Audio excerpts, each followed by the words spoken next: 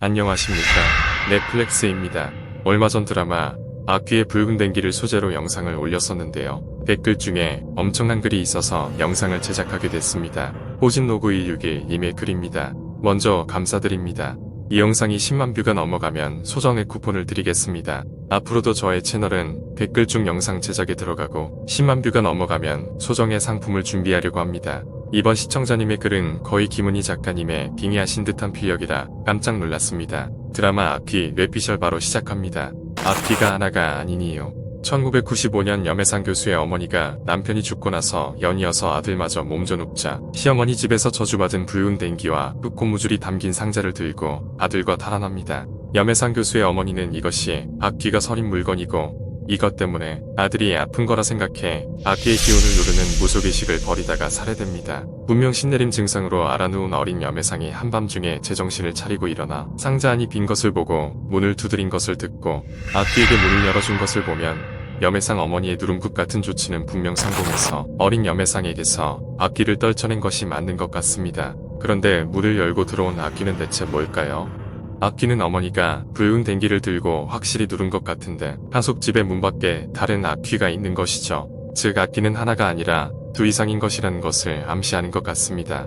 악귀가 염혜상의 어머니를 죽인 날 일부러 붉은 댕기를 태우려고 한 것이나 구선영의 할머니를 죽일 때에도 부교수의 연구 노트인 댕기책을 불태우려 한 것을 보면 악귀는 붉은 댕기와 관련한 것을 모두 없애려고 하는 것이죠. 옥비녀 그리고 무당 최만월 부교수의 연구 노트 중에 옥비녀라는 물건이 있습니다. 이와 끝부분에서 무당 최만월이 옥비녀를 한 채로 붉은 댕기를 들고 태저귀로 희생한 아이들을 선별하는 장면이 나옵니다. 태저귀를 만들던 무당 최만월이 연매를 행하다가 마을 사람들에게 발각돼서 신당의 나무에 묵매달려 죽은 것 같다는 가설을 세워봅니다. 연쇄살인범의 살해 방식, 그러니까 시그니처는 쉽게 바뀌지 않는다고 하는데 무당 최만월이 나무에 매달려 손목에 피멍이 들 정도로 고통스럽게 죽었고 그 죽어가던 와중에 본래 연매를 할 줄 알던 무당이었기에 자신을 제물로 삼아 자신을 태저귀와 같은 악귀로 거듭나게 됩니다. 그리고 악귀가 된 최만월이 나병이에게 씌었던 것이 아닐까요?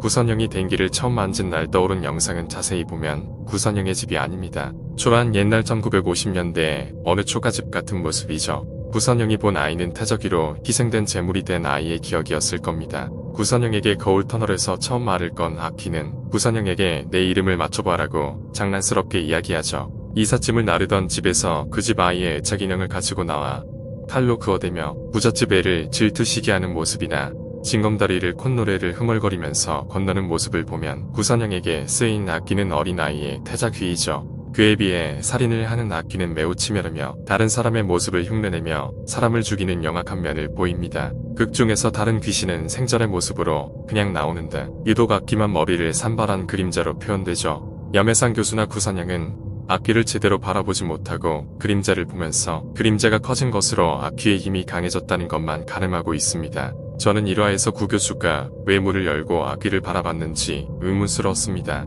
구교수 같은 전문가가 악귀의 목소리를 자신의 어머니를 흉내낸 것을 과연 몰랐을까요?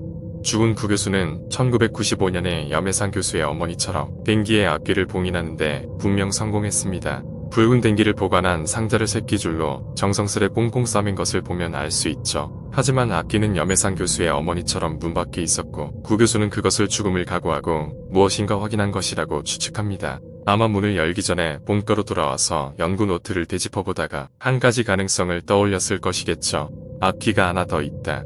그리고 그 악귀는 누구인가 생각하며 악귀의 정체를 확인하려고 문을 열었죠. 죽기 전에 염혜상 교수에게 자신의 딸을 돌봐달라고 편지를 남긴 것과 댕기가 담긴 상자를 유품으로 딸 구선영에게 남긴 것은 아마도 구교수의 연구 논문에 그 답이 있을 것입니다. 염혜상 교수의 방에 나열된 구교수의 연구 논문 중에 악귀에게 죽임을 당한 자의 기운으로 악귀를 누를 수 있다는 구절이 있습니다. 구교수는 죽음을 각오하고 최만월의 악귀가 되었고 그 악귀를 처리하려면 최만월에게 희생된 태저귀가 필요하다는 것을 죽기 전 알아챈 것입니다. 자신에게 악귀를 씌우게 한 것은 15년간 연구하여 악귀를 떨쳐냈으므로 한 번 떨쳐낸 악귀를 다시 자신의 몸에 씌우는 것은 아마도 불가능했던 것이 아닐까 합니다. 딸에게 몹쓸 짓이지만 태저귀를 씨에게 만든 것은 꼭 필요한 일이 아니었을까요? 한 가지 제가 더 알아낸 사실이 있습니다.